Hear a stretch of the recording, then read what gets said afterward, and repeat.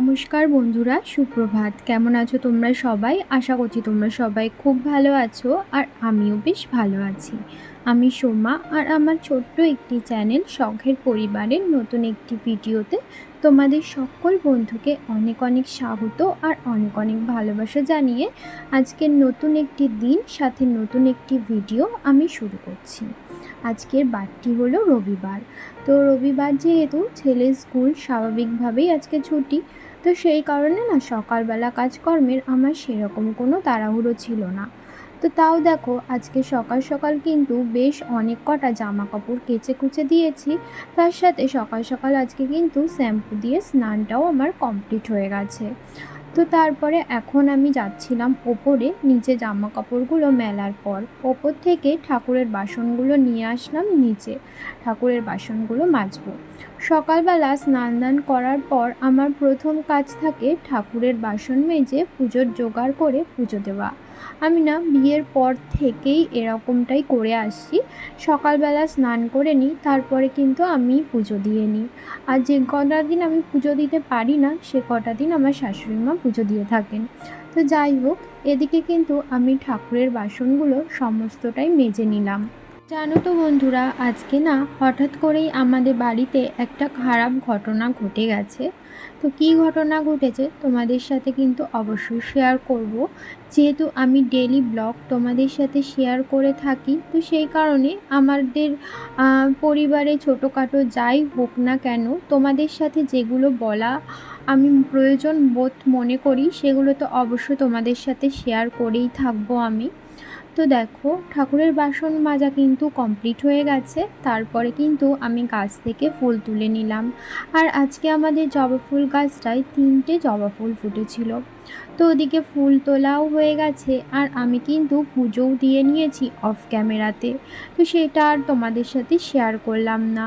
পুজো টুজো দিয়ে সোজা চলে এসেছি রান্নাঘরে। আজকে সকালবেলা শাশুড়িমা রান্না করেননি, তো সেই কারণে আমি এসেছিলাম রান্নাঘরে। আর আজকে যেহেতু রবিবার, হাজব্যান্ড গেছে বাজারে মাংস আনতে।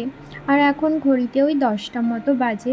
ও যখন মাংস আনতে গেছে আর আমি সেই ফাঁকে ভাত বসিয়ে দিয়েছিলাম আর মাংসের জন্য আলু, পেঁয়াজ, আদা, রসুন সমস্ত কিছু কুটে বেছে নিচ্ছিলাম।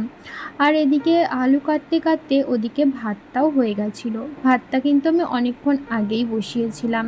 পুজো দিয়ে এসেই সাথে সাথে আমি ভাত বসিয়ে দিয়েছিলাম। এদিকে দেখো মাংস রান্নার জন্য আদা, পেঁয়াজ, রসুন, লঙ্কা সমস্ত কিছু আমি গুছিয়ে নিয়েছি।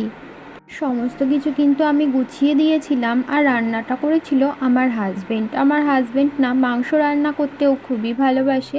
তো যেদিনই যখনই মাংস রান্না হয়, ও যদি সেই সময় বাড়ি থাকে, ও কিন্তু মাংসটা ওই রান্না করে। আমি সমস্ত কিছু গুছিয়ে গাছিয়ে দিই। তো আমরা যখন রান্না করছিলাম, মানে আমি রান্নার সমস্ত কিছু গুছিয়ে দিচ্ছিলাম আর আমার হাজব্যান্ড তো ওদিকে রান্না করছিল, ঠিক সেই সময়তেই আমার শ্বশুরমশাই বলল যে ওনার নাকি বাঁ হাত আর বাঁ পাটা কোনো কাজই করছে না, মানে পুরো অবশ হয়ে গেছে। উনি নাকি হাত পায়ে কোনো জোরই পাচ্ছে না। তো তারপরে না হঠাৎ করে দেখলাম খুবই বাড়াবাড়ি হচ্ছে। টয়লেটেও উনিও যেতে পারছিল না একা একা। আমার হাজব্যান্ড কিন্তু ওনাকে ধরে ধরে টয়লেট নিয়ে যাচ্ছিল।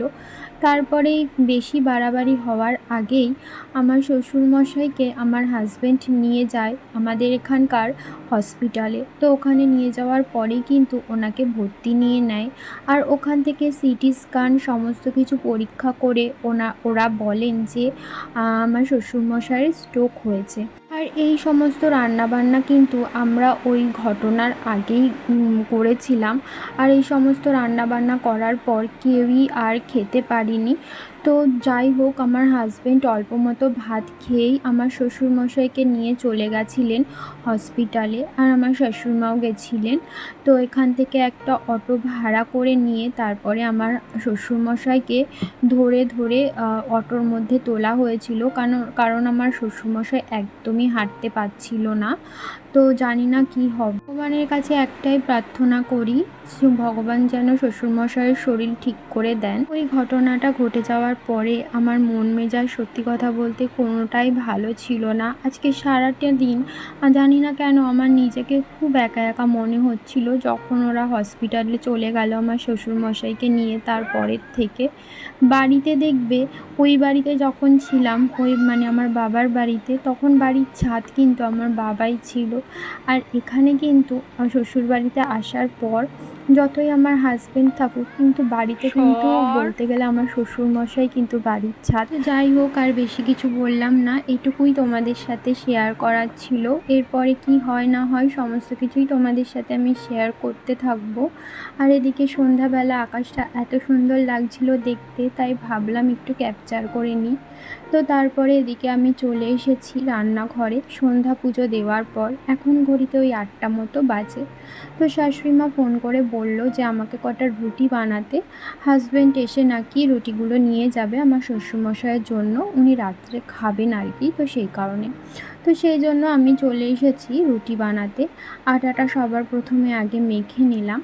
আর তরকারি সেরকম কিছু বানাতেই হবে না, কারণ সকালে তো দেখলেই যে মাংস রান্না হয়েছিল, তো সেই মাংসটাই তো কেউই বলতে গেলে খায়নি, পুরো ধরা রয়েছে।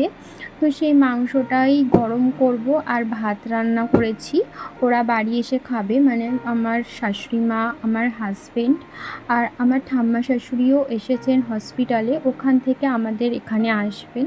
তো ওরা 3জন, আমি, আমার ছেলে, সবাই ওই রাত্রে খাবারটা হয়ে যাবে ওই মাংসটা দিয়েই। আর এই তো এখন আমি বানিয়ে নিচ্ছি রুটি শ্বশুরমশাইকে রাত্রে পাঠানোর জন্য। তো দেখো এক এক করে কিন্তু আমি রুটিগুলো বেলে নিচ্ছিলাম। আর এখন বাড়িতে কেউই ছিল না, আমি আর আমার ছেলেই ছিলাম, বলতে পারো সারাটা দিনই আজকে আমি আর আমার ছেলেই ছিলাম বাড়িতে। সত্যি বাড়িটা খুবই খালি খালি লাগছিল। তো এদিকে দেখো আমি রুটিগুলো এক এক করে ভেজে নিচ্ছি। আর সন্ধ্যার দিকতে না আজকে আমার বাবা এসেছিল, রথ হয়েছিল, আমার দাদার মেয়ে তো রথ চালিয়েছে। তো রথ চালিয়ে না ও কিছু চাল পেয়েছিল, তো সেই চাল দিয়ে মা আজকে একটু খিচুড়ি রান্না করে ঠাকুরকে ভোগ প্রসাদ দিয়েছিল।